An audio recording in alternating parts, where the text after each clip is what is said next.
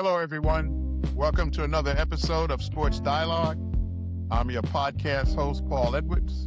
And on this episode, I'll share my thoughts on the championship game for the NCAA men's basketball title, which is played tonight, April 6, 2026. Stay tuned. Malachi Smith, Ellen Stewart, or Eric Reeby, they're all capable of double figures. So out of those four, I think that we need all four to score, but at least two of those four need to be in double figures, along with the five starters. I'm suggesting that for UConn to win this game, they need 6 to 7 players. One of the things they need to do is get 6 to 7 players in double figures, and they're very capable of it. I wouldn't say that if I didn't think they were capable of it. They are very capable of it.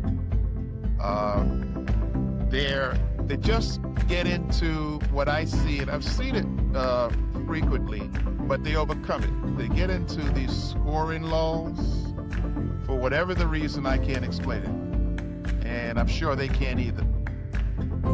But they're able to overcome it. But with the UConn team, because of their ability across the board to shoot threes, I think they need to get up at least 34 threes, as they did against Illinois. But, however, they have to shoot 36%. I don't think it's going to make it against Michigan. You'll see. And certainly not 22% or 33%. I think they need to be at least 45, maybe even 50%, but definitely 45%. Because if you're 50%, you get up 34 threes and you're 50%. You've made 17 threes. And if you do the math, that's a whole bunch of points. And you're going to need a bunch of points if Michigan plays like they normally play, because they can run the score up, and we'll take a look at it in a little while. So if they can take 34 threes and make 17, I think that's kind of where they need to be. And then when you get to the mid-range and read down low, and when you put it all together with field goal percentage, I think they need to be about the same, 45 to 50% field goal percentage. And it can be done. I think that Malachi Smith, when he comes in, he has a real good relationship with Reiber, where Malachi drives and then throws a lob to Reiber. I think if you get Reiber involved in the game when he gets in with a nice alley-oop dunk, get him motivated, I think that he can play a big role in offsetting some of the dominance that Mara displays. And that I mean that, he can bother Mara, and not that Reed can't, but I'm concerned about foul trouble for Reed on Mara. If Reed plays their 4, they're about the same size. Reed might be a little bit bigger. He won't be at risk of the foul trouble. So Mara is a gentleman that we have to game plan for. It's tough to double team him because of their perimeter shooters, but you can't just let him get dunks. If he's going off, you got to double team him. Just be careful who you double team off. And I know you may give up a 3, but a dunk is 100%. And they shoot threes at best 43, 45%. Hello, everyone. As promised, I'm here to preview the championship game tonight, the NCAA March Madness finale between the UConn Huskies and the Michigan Wolverines. Let's take a look back at what UConn has done over the recent games that they've played in the tournament. If you look at some points that I'd like to point out, some things that I look at to determine, who I will pick to win the game and what each team has to do to win. First off, if I look at UConn Huskies versus Illinois, this previous game that was just played, where UConn won 71-62 by 9 points, UConn had 1, 2, 3 players in double figures. And Caravan almost was at double figures. He was at 9 points. So you have 3 players in double figures, almost 4. Against Duke, UConn had 1, 2, 3, 4 players in double figures. And Malachi Smith with 9 points, so that would have been 5. So they had 4 players and almost 5 players in double figures against Duke. And going back one more game against Michigan State, UConn had 1, 2, 3 players in double figures, and Mullins had 8. He was 2 points away from double figures. So uh, I think for them to beat Michigan, which is a very good team, them meaning the UConn Huskies, I think that the UConn Huskies need to have all 5 starters in double figures and at least 2 of the players that come off the bench, whether it's Jaden Ross, Malachi Smith, Alan Stewart, or Eric Reeby. They're all capable of double figures. So out of those 4, I think that we need all 4 to score, but at least 2 of those 4 need to be in double figures, along with the 5 starters. I'm suggesting that for UConn to win this game, they need 6 to 7 players. One of the things they need to do is get 6 to 7 players in double figures, and they're very capable of it. I wouldn't say that if I didn't think they were capable of it. They are very capable of it.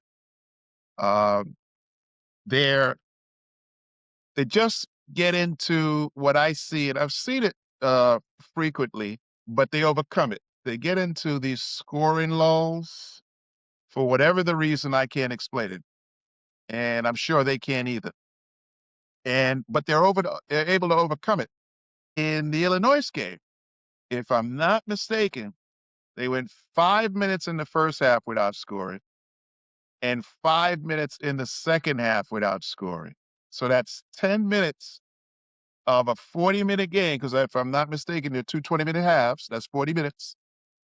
And so if it were 4 quarters, they would have gone a whole quarter without scoring. And against a Michigan team, they can't afford to do that. Against Illinois, they shot a little under 36%, 35.5% field goal percentage. And they shot a little over 36% from the 3-point line. So let's look at the field goal percentage first, and I'll look at the 3-point attempts and 3-point makes. If we quickly go back to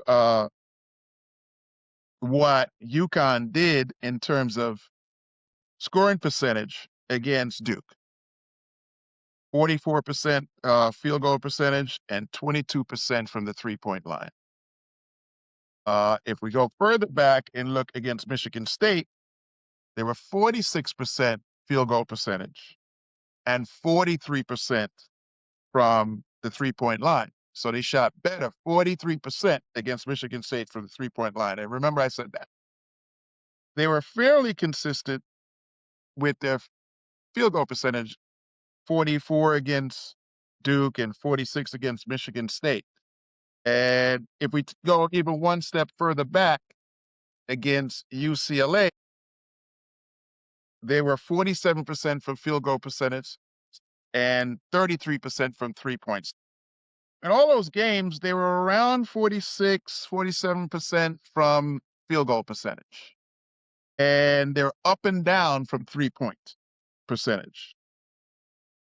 As I said, against Duke, 22% from 3-point line. Against Michigan State, 43%, which is much better.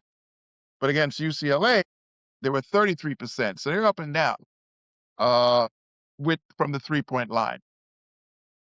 Against the Illini, they shot 36% from the 3-point line, which is better than 33% and better than 22%, but not as good as 43%. And the second key to winning, not only getting 5 starters in double figures and 2 of the 4 main substitutes in double figures, 6 to 7 guys in double figures, which I believe they can do, I believe that they have to get up the type of 3-point attempts that they did against the Illini. They got up 34 3-point shots. And I think that if you look back against Duke, they only got up 23. 3-point shots. If you look back against Michigan State, they only got up 21. And then against UCLA, they only got up 24. But against the Illini, which I'm in line with, and I'm a mid-range guy. I believe in mid-range and take a good quality three. But UConn, can shoot the mid-range, and they have good quality 3-point shooters. So it's rare for me to say you got to get up more threes. I'm usually mid-range. I don't even like the guards taking it all the way to the hole. Once you beat the defender and you get to the elbow or around the foul line, just shoot the floater. Why take it into the 7-footer? I mean, just shoot. So that's the kind of guy I am, a mid-range floater guy, good quality threes. But with the UConn team, because of their ability across the board to shoot threes, I think they need to get up at least 34 threes as they did against Illinois. But however, they have to shoot 36%. I don't think it's going to make it against Michigan. You'll see. And certainly not 22% or 33%. I think they need to be at least 45, maybe even 50%, but definitely 45%. Because if you're 50%, you get up 34 threes and you're 50%, you've made 17 threes. And if you do the math, that's a whole bunch of points. And you're going to need a bunch of points if Michigan plays like they normally play, because they can run the score up, and we'll take a look at it in a little while. So if they can take 34 threes and make 17, I think that's kind of where they need to be. And then when you get to the mid-range and read down low, when you put it all together with field goal percentage, I think they need to be about the same, 45 to 50% field goal percentage. And it can be done. I remember years ago when Georgetown, with Patrick Ewing and company, played Villanova with Ed Pinckney and company. Villanova shot 60% from the field. That's 60%. So anything can happen in the championship game, but I think that UConn has the ability to shoot that within their game.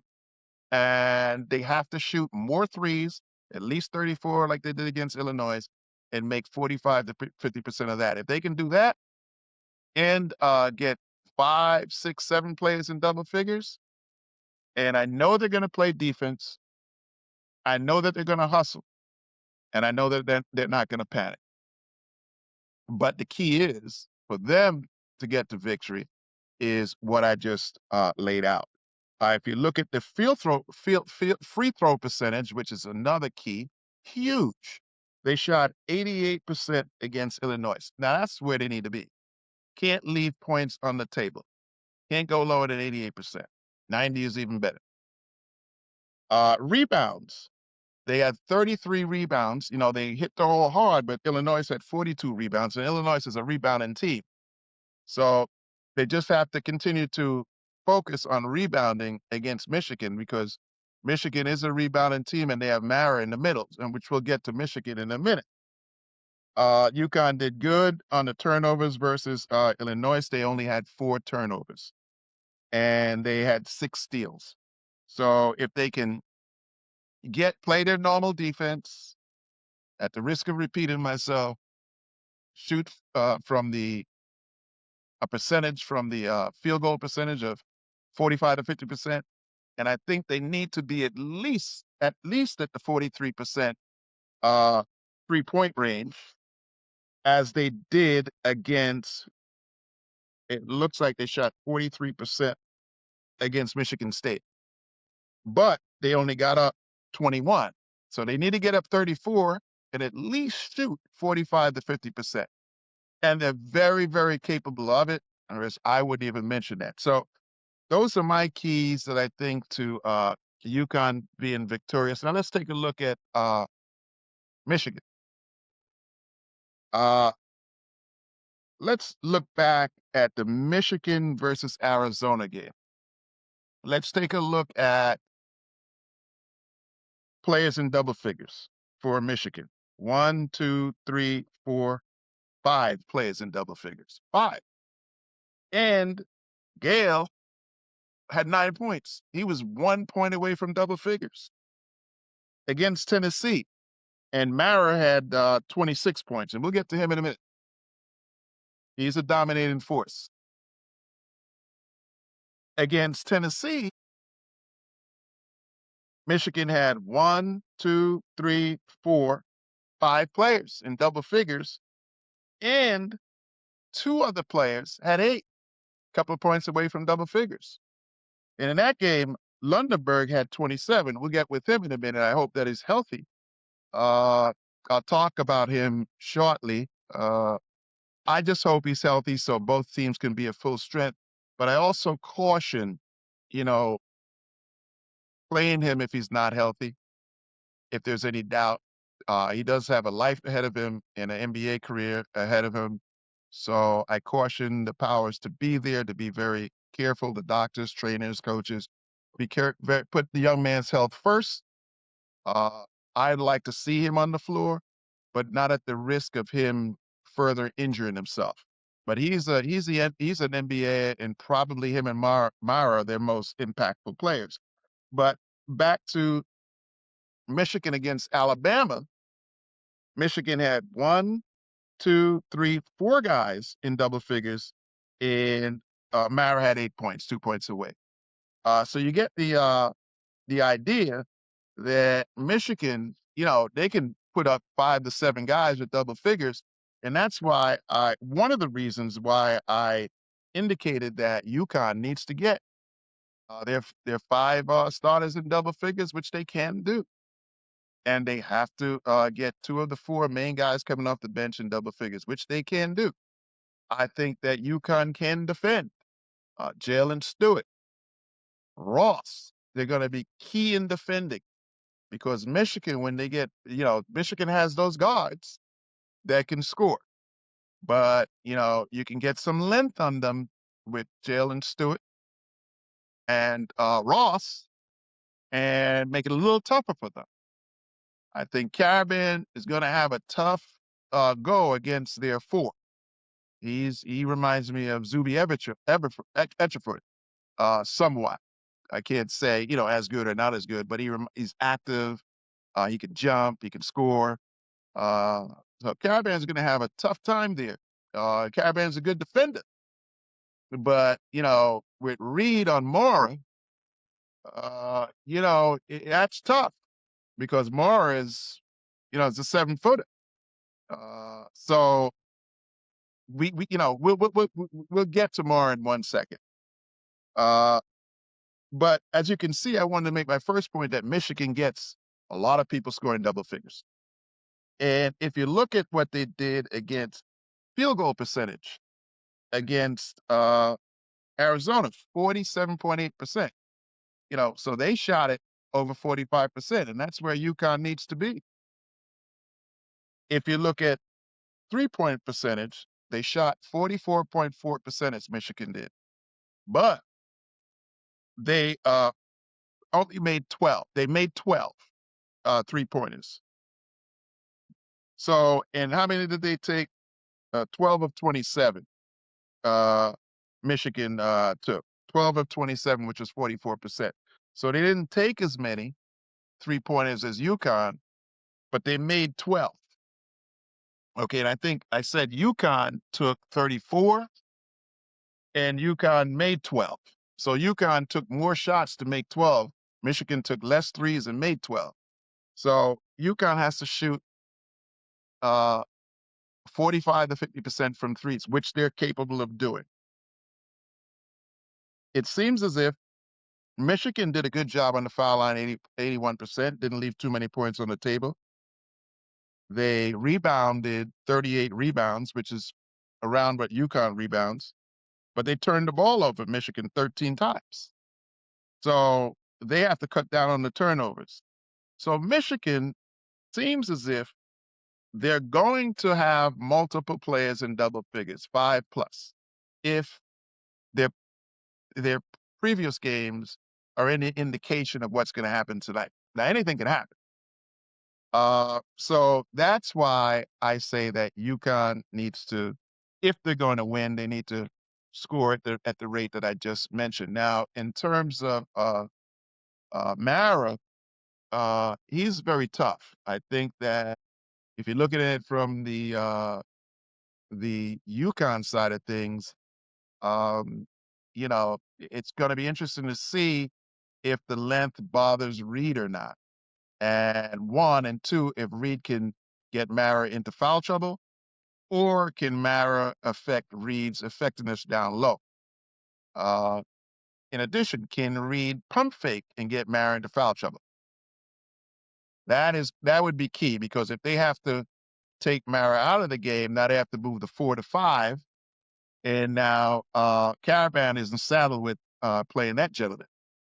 Uh, in addition, I do think though this might be tough for the coaching staff to do. I would probably try to get Reiber in there with Reed, and but I know they don't like to play two bigs at the same time, and I'm not sure if they can because the rotation that they use while they're on the floor when they're running their stuff, that means Reed would have to move from 5 to 4, and then he'd have to set picks as a 4 instead of a 5. So I'm not so sure if it'll work, but if they could figure that out or they practice that, I think to get Reiber on Mara for a while, because Reiber's a 7-footer himself. He's 7'1". He might be able to bother Mara a bit, and he might be able to throw Mara off his game. He can spend Reiber could spend a few fouls, where it's more difficult to get Reed in foul trouble. If Reed gets in foul trouble, that's not going to be good for us. Whether Reiber plays along with Reed or not, which, based upon what I've seen, they're probably not going to do it. I would try it, but they're probably not going to do it. I think that Malachi Smith, when he comes in, he has a real good relationship with Reiber, where Malachi drives and then throws the lob to Reiber. I think if you get Reiber involved in the game when he gets in with a nice alley-oop dunk, get him motivated, I think that he can play a big role in offsetting some of the dominance that Mara displays. And that I mean that, it's he can bother Mara, and not that Reed can't, but I'm concerned about foul trouble for Reed on Mara. If Reed plays their 4, they're about the same size. Reed might be a little bit bigger. He won't be at risk of the foul trouble. So Mara is a gentleman that we have to game plan for. It's tough to double team him because of their perimeter shooters, but you know, you can't just let him get dunks. If he's going off, you got to double team him. Just be careful who you double team off. And I know you may give up a 3, but a dunk is 100%. And they shoot threes at best 43, 45%. So those are my feelings on the game. I think both teams are well coached. I don't think the atmosphere is going to affect them. I think they're going to play their game. I don't think if Lundenberg cannot go, certainly Michigan is not as strong. I know that young man wants to play. I pray that he does play, but not at the risk of injuring himself further. There is tomorrow, but I haven't seen any updates. Been busy myself. I haven't seen any injury updates on him. But if he's not, I was concerned because in the post-game interview, he was asked, how does he feel? I'm not sure the exact question, but his answer was, I really don't know. I've never felt this pain before. So this is something new to him. I'm sure he sprained his ankle before, but and I'm assuming he's referring to the knee and or the ankle. But either one, it's something that he has never felt before. So if you've never felt it before, you're not really sure what the heck is going on. Now I know the doctors can take a look and they have their medical ability to see if he can, cause further damage by playing on it. But if there's any possibility, I don't know if players play with a sore ankle all the time. But there's that's not going to probably not will lead to an Achilles tear or anything like that. But if there's anything close to him further injuring himself, I would say in the best interest for the player and his family to sit him out. But I do pray that he's capable of playing. Pray that all the players are capable of playing, and may the best team win. So, with that said, I'm predicting that the UConn Huskies will defeat a very, very, very good and talented Michigan Wolverines team. God bless you. Hope all is well.